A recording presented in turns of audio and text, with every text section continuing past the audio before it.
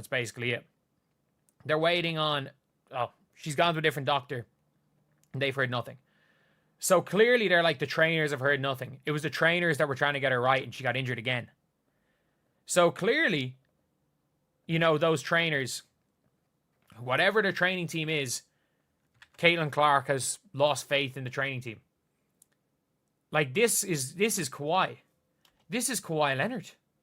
This is Kawhi Leonard's situation, where she's going for second opinions and not even telling the training team what's happening. A concerning development has emerged regarding Caitlin Clark's injury management with the Indiana Fever organization. The situation presents troubling signs about the relationship between the franchise's medical staff and their marquee player during her recovery process. Head coach Stephanie White recently disclosed that no timeline update exists for Clark's potential return. Most significantly, Clark has consulted with an external medical professional, yet White confirmed that the team's training staff has received no communication regarding these consultations or their findings. This breakdown in communication represents a serious organizational issue. Clark has actively sought outside medical expertise while simultaneously maintaining complete silence with her team's medical personnel. Where she's going for second opinions and not even telling the training team what's happening. This is Kawhi Leonard, Kawhi-esque. This is absolutely Kawhi-esque. And by the way, this isn't like a Caitlin Clark has, like, she hates the Indiana Fever or anything. But she has clearly lost trust in the Fever. There is no trust there between Caitlin. 3 to 4 weeks to be sure she doesn't get injured again, but we're 100% sure she needs 2 months. We're not doctors. We have no idea. Kawhi, distant and disconnected from Spurs. The training staff responsible for her initial treatment and rehabilitation remains entirely uninformed about her external medical evaluations. The circumstances strongly parallel the notorious Kawhi Leonard situation with the San Antonio Spurs several seasons ago. Leonard famously distanced himself from the organization's medical team, sought independent medical opinions, and refused to share information with team personnel regarding his rehabilitation progress. This pattern suggests Clark has fundamentally lost confidence in the Fever's medical and training infrastructure. The initial injury occurred while under their care, and subsequent setbacks during her recovery process appear to have eroded any remaining trust in their capabilities. Clark's actions indicate she has assumed complete control over her medical situation, effectively shutting out the organization's input entirely. Kawhi, distant and disconnected from Spurs due to disagreements about his rehab. That's almost what it seems like. Doesn't mean it's good or bad, but why aren't you talking to your staff? Scroll up to Kawhi Leonard. She's pulling a Kawhi Leonard. Like, she is pulling a Kawhi Leonard. Like, she won't talk.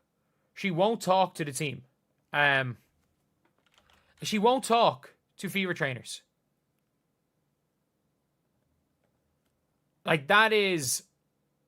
This level of disconnection between a franchise player and team medical staff represents a significant red flag for organizational dysfunction. The Leonard comparison proves particularly relevant given how that situation deteriorated. During Leonard's dispute with San Antonio, veteran teammate Tony Parker publicly commented that he had experienced a more severe injury than Leonard's, but had returned to play, essentially questioning Leonard's commitment and pain tolerance. This public pressure from within the organization further damaged relationships and ultimately contributed to Leonard's departure. However, the current Indiana situation appears different in that no Fever teammates have publicly questioned Clark's injury status or suggested she should return prematurely. The internal dynamics seem more respectful, though the medical staff disconnect remains problematic. Like, that's not great. That is not great if you are, like, the Fever organization, where you're like, your star player is not keeping your training team, your S&C team, up to date. They're taking it entirely into their own hands.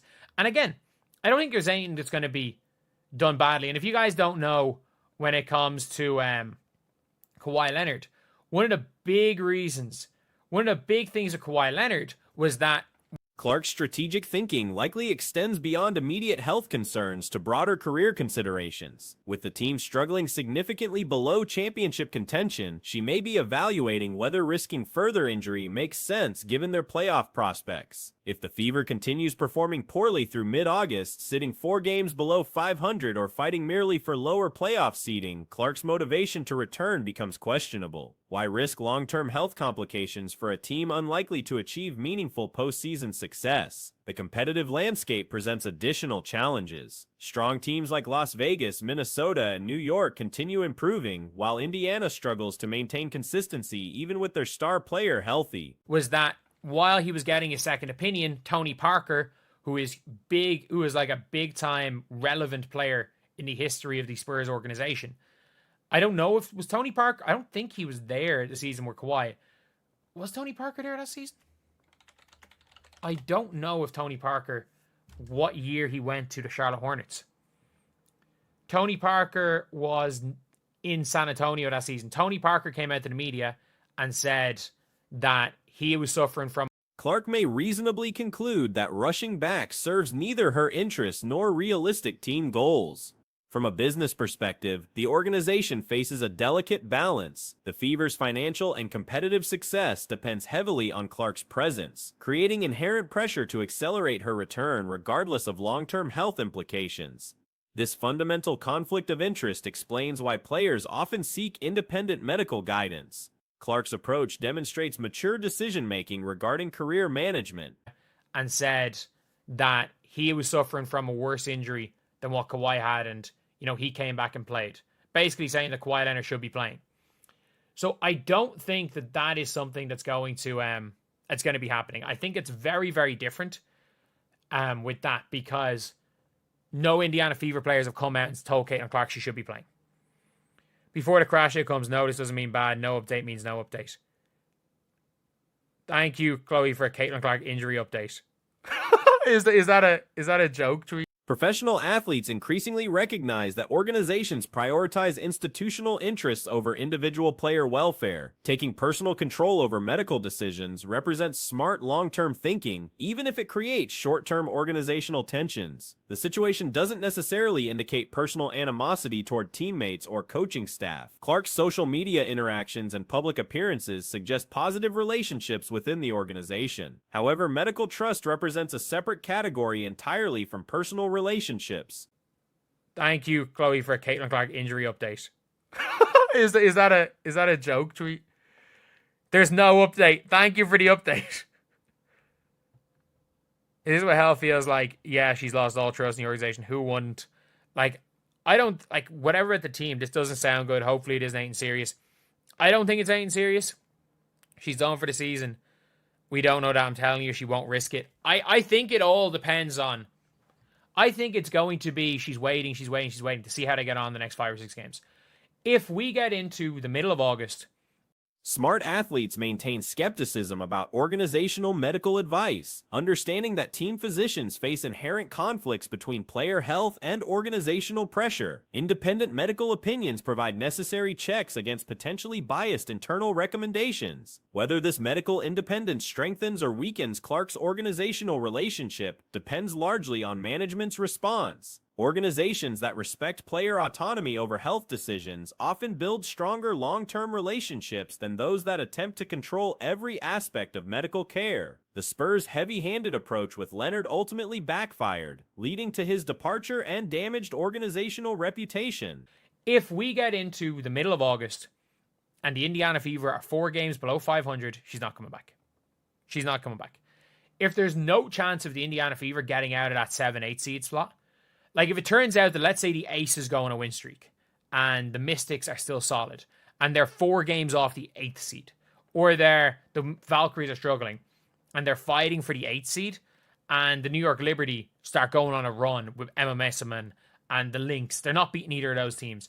And Caitlin's just like, why am I going to come back and risk it? Indiana's handling of Clark's medical independence will likely influence not only her future with the franchise, but also how other potential stars view the organization. Current development suggests Clark prioritizes comprehensive recovery over rushed returns. This patient approach, while frustrating for fans and the organization, demonstrates professional maturity and long-term career planning. The lack of communication between Clark and team medical staff creates uncertainty about return timelines and recovery progress. This information vacuum complicates roster planning, strategic preparation, and fan expectations throughout the remaining season. There's a good chance that the Indiana Fever lose in the first round of the playoffs, even if Caitlin Clark's healthy. I don't think the Indiana Fever are going to beat the Liberty, and the Indiana Fever are going to beat the Lynx. I think that they have a shot of beating the Phoenix Mercury. I think that's a close series, but they got to get to the 6th seed to do that. To get to the 6th seed, you got to be a little bit over 500. It's not going to be like last year. They got to be a little bit over 500, because if you guys haven't seen the standings right now, ultimately, Clark's medical situation reflects broader issues about player autonomy, organizational transparency, and competing interests between individual and institutional priorities. How Indiana navigates these complexities will significantly impact their relationship with their franchise cornerstone and set precedents for future player-organization dynamics. The coming weeks will reveal whether this represents a temporary communication breakdown or signals deeper organizational trust issues that could influence Clark's long-term commitment to the franchise. The Indiana Fever face a critical strategic decision regarding their season trajectory, with many analysts questioning whether the franchise should prioritize immediate playoff contention or focus on securing a favorable draft position for long-term roster construction. This debate centers primarily around the uncertainty surrounding Caitlin Clark's injury timeline and return date. 500, because if you guys haven't seen the standings right now, the Fever are 6, but the Fever can go to 8 if they lose tonight. So tonight, if you're looking, the Indiana Fever might go to 12-12. The Aces are facing someone they should beat, aren't they? So tonight, the Aces are playing... Oh, no, it's the Dream. The Aces could beat the Dream tonight, especially with Ryan Howard out injured. So the Aces probably should beat the Dream. And obviously, the Lynx are going to win against... Current projections suggest the Fever face challenging odds even with a healthy Clark returning to the lineup. The team appears unlikely to defeat top-tier franchises like the Liberty or Lynx in playoff scenarios. Their most realistic path involves securing the 6th seed and potentially competing against Phoenix Mercury in what would represent a competitive but winnable first-round matchup. Achieving 6th seed positioning requires maintaining a record slightly above .500, a benchmark that differs significantly from previous seasons' requirements. The current standings show Indiana holding the 6th position, though they risk dropping to 8th place depending on immediate game outcomes. And obviously, the Lynx are going to win against the Sky. The Sparks are playing the Mystics. The Mystics should beat the Sparks. But I think the Sparks beat the Mystics last time they played. Either way, there is a chance at the Indiana Fever fall to the 8th seed tonight if they go 12-12. And the Valkyries, their next game is a very winnable one. Like, they play against the Dallas Wings in their next game. So we could be going into the next... we could be going into the weekend. Like, if the Fever lose to the Indiana Fever or lose to the Aces on Thursday and lose tonight, we could go into the week. Tonight's performance could result in a 12-12 record if they suffer a defeat. Meanwhile, other teams positioned for playoff spots face their own challenges. The Aces encounter matchups they should handle successfully, particularly against teams dealing with key player injuries like Ryan Harold's absence from the Dream roster. The Lynx appear positioned for victory against the Sky, while the Sparks-Mystics contest remains unpredictable despite previous head-to-head results favoring different outcomes. These concurrent games could significantly impact Indiana's playoff positioning within a single evening. Again, looking at the Indiana Fever out of the playoffs. And that is a couple of games. Like, we have to not make the assumption. We have to think that Caitlin Clark is going to be out till at least mid-August. That's the way we have to look at it, because there's been too many back-to-back injuries. They're going to in the end, just about be able to stay afloat, I think. And the problem is the Fever have Should the Fever drop to 8th seed with a .500 record, their upcoming schedule presents additional obstacles. The Valkyries face a manageable opponent in Dallas Wings, potentially creating further separation in standings. Multiple consecutive losses could eliminate Indiana from playoff contention entirely. Medical timelines suggest Clark's absence may extend through mid-August, creating substantial roster challenges during a crucial stretch of games. The team has experienced multiple injury setbacks recently, making extended player unavailability a realistic scenario requiring strategic planning. I think they have a bit of a weird schedule. And I'm not saying like it's the toughest schedule in the world. They have a weird schedule. Like the Sky aren't this current Chicago Sky team aren't an easy out. It just depends. And if Ariel Atkins plays, I would think the Sky are going to win. If Ariel Atkins doesn't play, I'm going to give the Fever I'm going to give advantage Fever.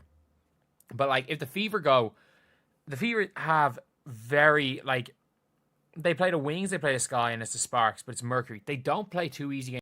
Indiana's remaining schedule lacks consecutive easy matchups until August 10th and 13th, when Clark's return becomes more probable. The current Chicago Sky, despite overall struggles, presents competitive challenges depending on Ariel Atkins' availability. Her presence significantly impacts game outcomes and creates additional uncertainty for Fever planning. Predictive analysis suggests potential outcomes across upcoming contests. A loss tonight followed by defeat against the Aces could establish a concerning pattern. It's Mercury. They don't play two easy games in a row till 10th and 13th of August.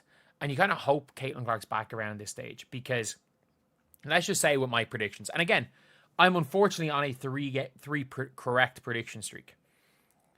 So lose tonight, 12 and 12. Lose to the Aces, 12 and 13. And then versus the Sky, I don't know. I don't know if Ariel Atkins. Subsequent games against Sky, Mercury, Wings, Storm, and Sparks present varying degrees of difficulty, with several representing unfavorable matchups for Indiana without their primary offensive weapon. The Wings previously defeated Indiana once across 4 meetings, suggesting competitive balance. The Storm and Sparks present particularly challenging stylistic matchups that could exploit current roster limitations. Mercury games historically favor the opposition, creating additional obstacles during Clark's anticipated absence. Conservative projections place Indiana potentially 2 or 3 games below 500 entering mid-August, positioning them for 7th or 8th playoff seeding at best. If Ariel Atkins plays, I think that's what it's going to be, but I'm going to go win versus the Sky, lose against the Mercury. I just don't. Assuming Caitlin Clark's out, I just think the Wings got us once. I think we played them 4 times against 3-1 Fever, but I think the Wings got us once. I think the Storm get us. I think the Sparks get us again. They're a bad matchup, and without Caitlin Clark, I don't think we have the firepower. I think the Mercury get us again, and I'm going to call us to beat the Sky on the 10th, and I'm calling us to beat the Wings here. So we could be going into mid-August. This scenario guarantees first-round elimination against superior opponents while limiting draft compensation for future roster improvement. Draft positioning mechanics create compelling arguments for strategic consideration. Teams failing to reach playoffs receive guaranteed top 5 selections, while playoff participants begin draft selection at 8th position. Although the numerical difference appears modest, talent evaluation reveals significant quality gaps between draft tiers. The 2026 WNBA draft projects substantial talent concentration within the top 5 selections. And I'm calling us to beat the Wings here. So we could be going into mid-August. 2 games below 500, 2 or 3 games below 500, and then that's at the stage where it's like the best you can do possibly is finish in that 8th seed, finish in that 7th or 8th seed, and lose in the first round of the playoffs. And the problem is that you're guaranteed a top 5 pick if you don't make the playoffs, and if you do make the playoffs, the picks start at 8. And I understand the difference. Available prospects include several players capable of immediate roster impact, though not all represent ideal positional fits alongside existing personnel like Leah Boston. Lauren Betts, for instance, creates potential frontcourt redundancy concerns. However, prospects like Awafam, Foote, Flaw, and Tanaya Latson offer compelling long-term value propositions. These players possess skill sets that complement Clark's abilities while addressing current roster deficiencies. Their availability typically concentrates within early draft positions.